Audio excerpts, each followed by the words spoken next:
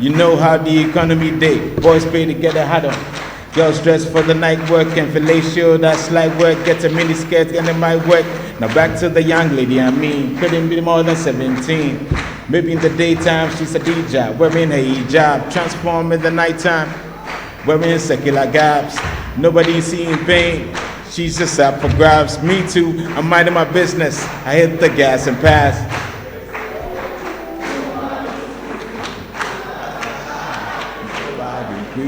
Can I be a member? I do surrender. I have no agenda. Just see me.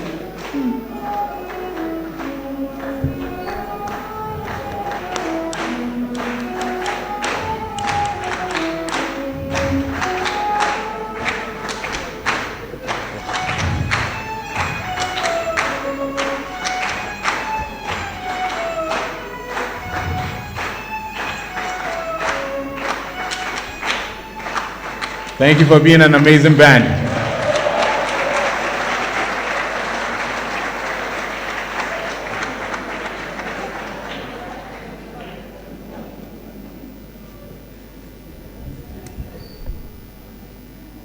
Thank you very much. Past presidents of the Academy, vice presidents, fellows of the Academy, distinguished invited guests, ladies and gentlemen, we have had a good evening. I've never seen a more engaged audience. I realize that what's been missing is the music. That music can occupy spaces that nothing else can reach. The young people always come in here and listen attentively. Sometimes they even ask questions, but I've never seen them get up and cheer like we've been doing today. So thank you very, very much.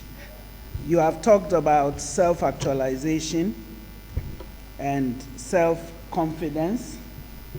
It is interesting how it has taken these cultural icons to help us to see that the way we live is also okay. Sometimes that's the difficulty.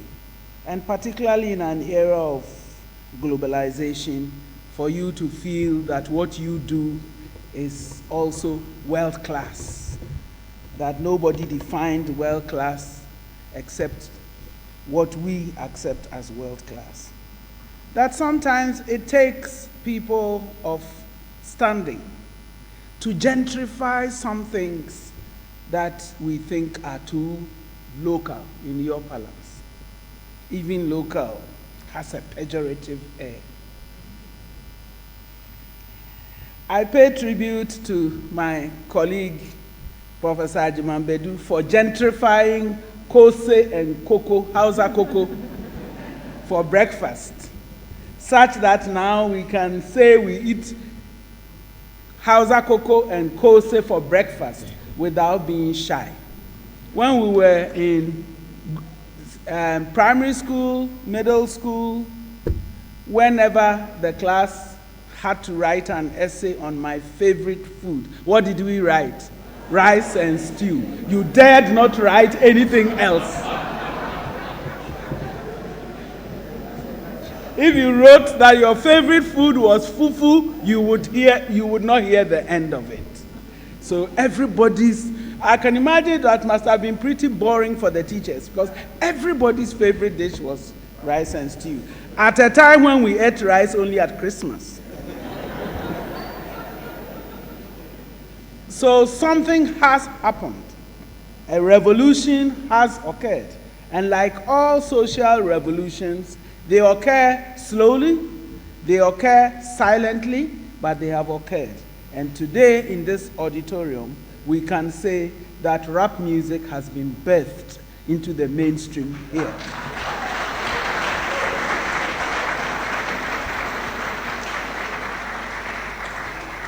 We were taught to sing only certain kinds of song in worship.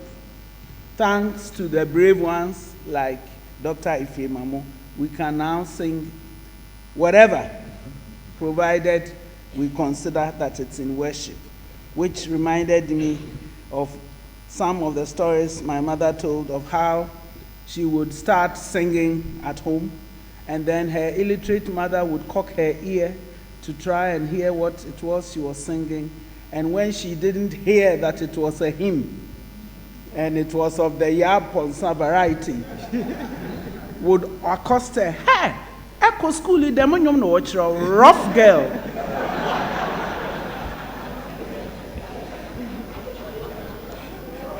Just by singing a non-hymn song at home qualified for the epithet rough girl.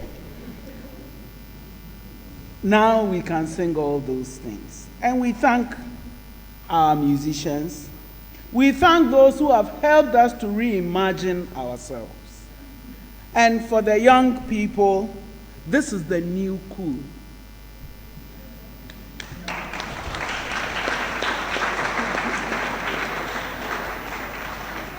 Our speaker has told us that to find our social bearing, we need a cultural compass. We will never be what other people are. But we are good enough, and we must see that. Our clothes are good enough to be worn anywhere. Imagine my outrage when on the streets of New Haven on a Sunday morning when I had worn cloth to church, somebody met me and said, "Oh, what lovely costume."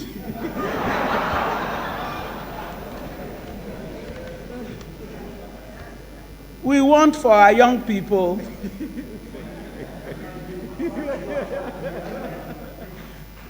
We have invaded the academy. I will allow this breach of protocol because we were told in the beginning that young people, this is the takeover.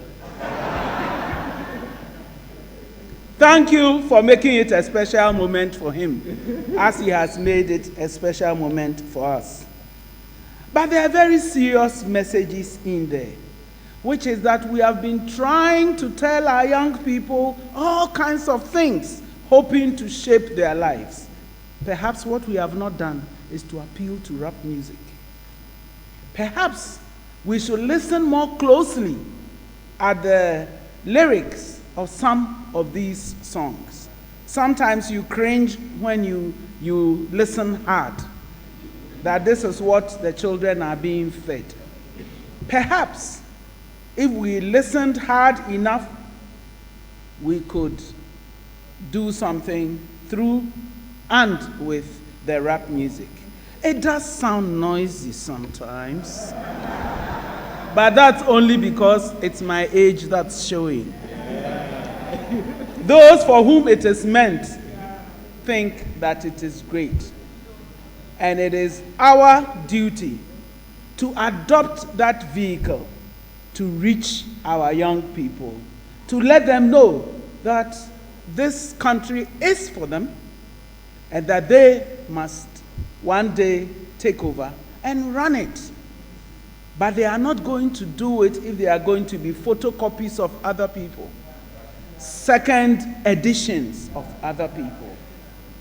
That they can be themselves, they can live their lives, eat Ghanaian food, play Ghanaian music, wear Ghanaian clothes, and do everything Ghanaian and still be cool. These days, that's what you like, right? You always want to be cool. I suppose when you are born in the tropics, being cool is something you desire. I thank you.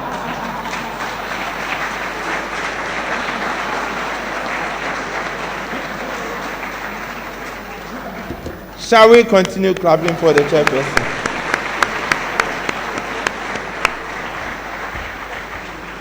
Thank you very much. Thank you very much. Please, here are some few notices. For upcoming events, we would have a Ghana Academy of Arts and Sciences public forum on the theme non-communicable diseases. And this is from 3rd to 5th June at the same venue, and they will all start at 5:30 p.m. We'll have an inaugural lecture on 13th of June 2019 in this auditorium at 5:30. It will be delivered by Professor Wisdom Tete, a fellow of the Academy, and the topic would be a critique of political literacy, illiteracy, civic responsibility, irresponsibility, and critical, uncritical fellowship. Interesting. Please, let's plan to attend. We would like to acknowledge the following schools: Accra Academy, Achimota School, Accra Wesley Girls. Shall we please thank them by clapping?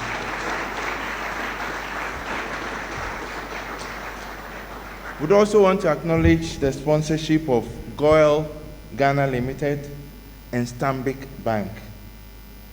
For refreshment, fellows and dignitaries would meet, together with a special guest of honor, will meet at the Fellows Lodge, and the students would remain here and be catered for. Shall we please rise so that the party here can descend?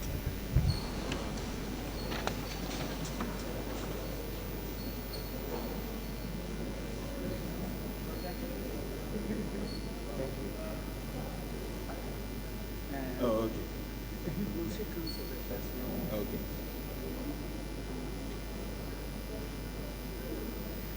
Okay.